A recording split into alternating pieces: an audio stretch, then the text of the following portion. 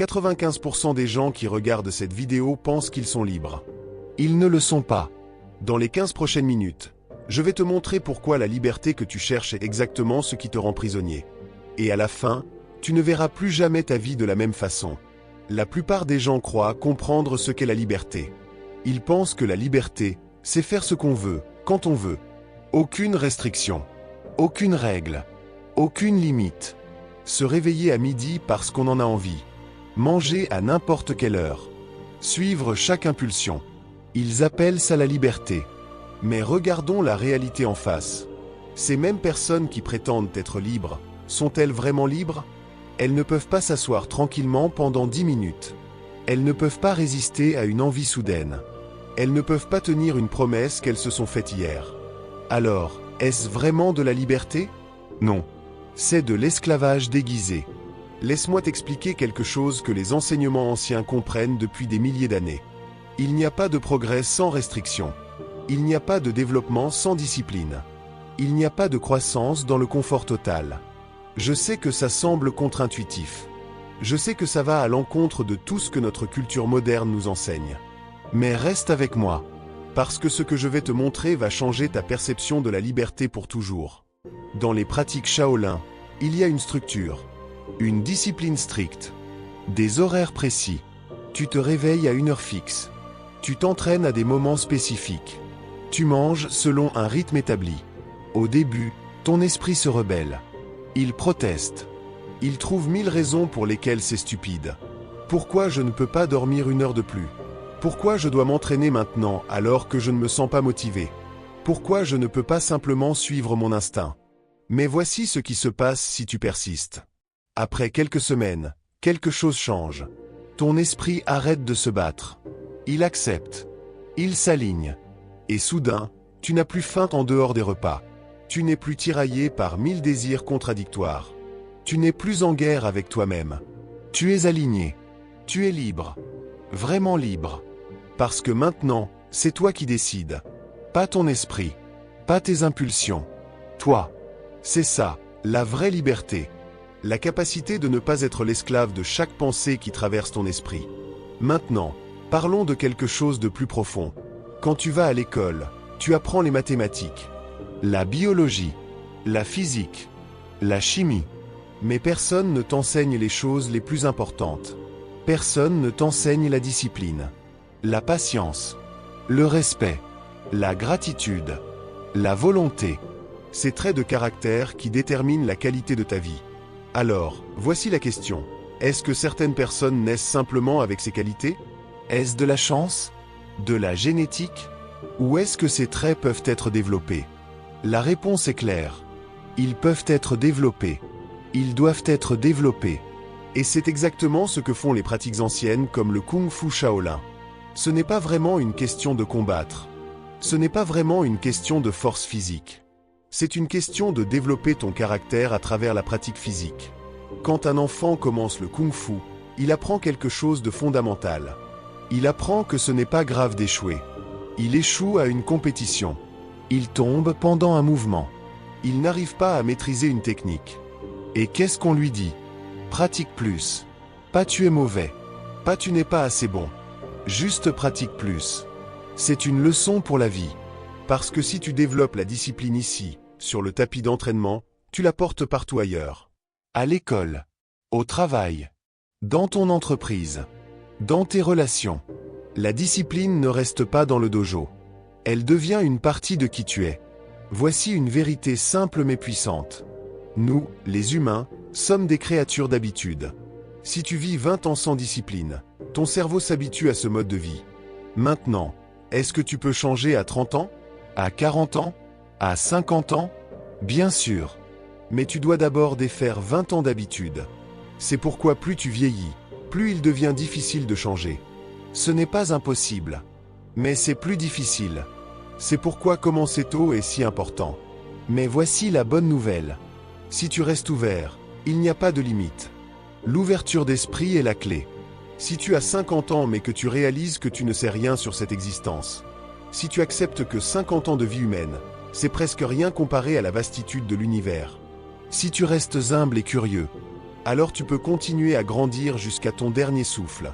Mais si tu penses que tu as tout compris, si tu penses que tu es parfait comme tu es, si tu refuses de changer, alors tu es déjà mort. Même si ton cœur bat encore. Laisse-moi te parler de quelque chose de profond. Quand un enfant naît, il n'a pas de mots dans son esprit. Il regarde un arbre. Mais pour lui, ce n'est pas un arbre. C'est juste quelque chose. Quelque chose qui existe. Quelque chose de réel. Le mot arbre vient plus tard. Quand quelqu'un lui dit « ça, c'est un arbre ». Et à ce moment précis, quelque chose se perd. L'enfant arrête de voir la chose telle qu'elle est.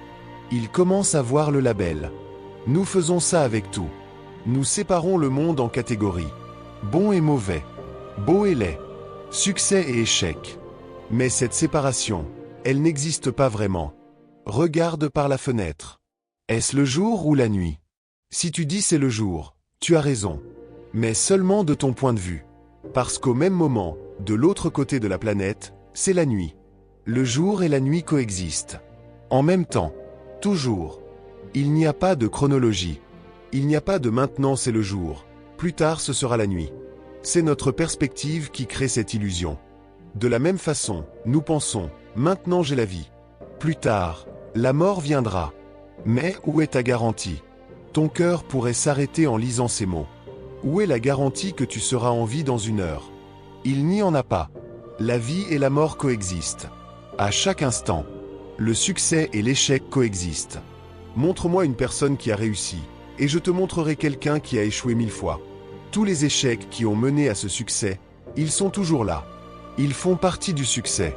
Alors pourquoi notre monde nous enseigne-t-il que la vie va dans une seule direction? Vers le haut, vers le succès, vers la lumière, vers le meilleur.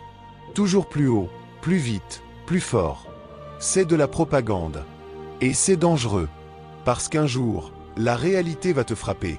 La perte, l'échec, la maladie, la mort. Ces choses font partie de chaque vie humaine.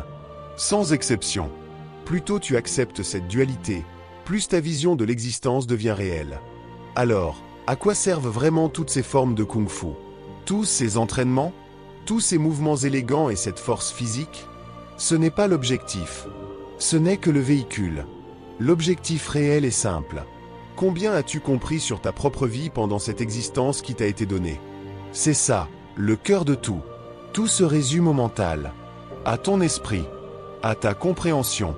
Les belles formes, l'endurcissement du corps, l'aspect combatif. Tout ça se réduit finalement à une seule question.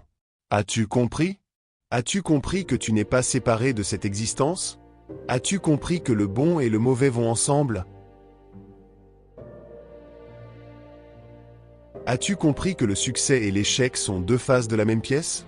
As-tu compris que la liberté vient de la discipline, pas de l'absence de règles? Si tu comprends ça, alors tout change. Tu arrêtes de courir après des choses qui n'existent pas. Tu arrêtes de fuir des choses qui sont inévitables. Tu commences à apprécier ce que tu as maintenant. Pas demain, pas hier. Maintenant. Tu arrêtes de penser « Je serai heureux quand j'aurai ceci ». Tu réalises que tu viens seul dans ce monde. Et tu pars seul. Alors, qu'est-ce que tu chasses exactement? Voici ce que je veux que tu retiennes. La discipline n'est pas une prison. C'est une libération. La structure n'est pas une restriction. C'est un chemin. La dualité n'est pas un problème. C'est la nature de l'existence. Plus tôt tu arrêtes de combattre la réalité, plus tôt tu commences à vivre vraiment. Accepte que la vie et la mort coexistent. Accepte que le succès et l'échec vont ensemble. Accepte que le bonheur et la tristesse sont inséparables. Quand tu acceptes ça, quelque chose de magique se produit. Tu arrêtes de souffrir inutilement. Tu arrêtes de résister à ce qui est.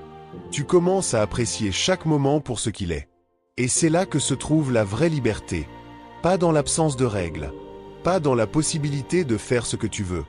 Mais dans la maîtrise de toi-même. Dans la capacité de dire non à tes impulsions.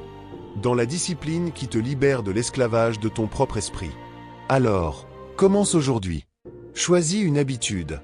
Une seule. Une structure simple. Un horaire fixe. Une discipline claire. Et tiens-toi-y. Même quand ton esprit proteste. Parce que de l'autre côté de cette discipline, Il y a quelque chose que tu n'as jamais connu. La vraie liberté. Alors voilà où on en est. Tu as 2 choix maintenant. Premier choix, tu fermes cette vidéo, tu retournes à ta vie, et demain tu es exactement la même personne. Deuxième choix, tu prends une action. Maintenant, quelle habitude vas-tu implémenter aujourd'hui? Écris-la en bas, dans les commentaires, tout de suite. Parce que ce que tu écris publiquement, tu vas le faire. Si cette vidéo a changé quelque chose en toi, clique sur ce petit pouce. Ça aide l'algorithme à montrer ce message à plus de gens qui en ont besoin.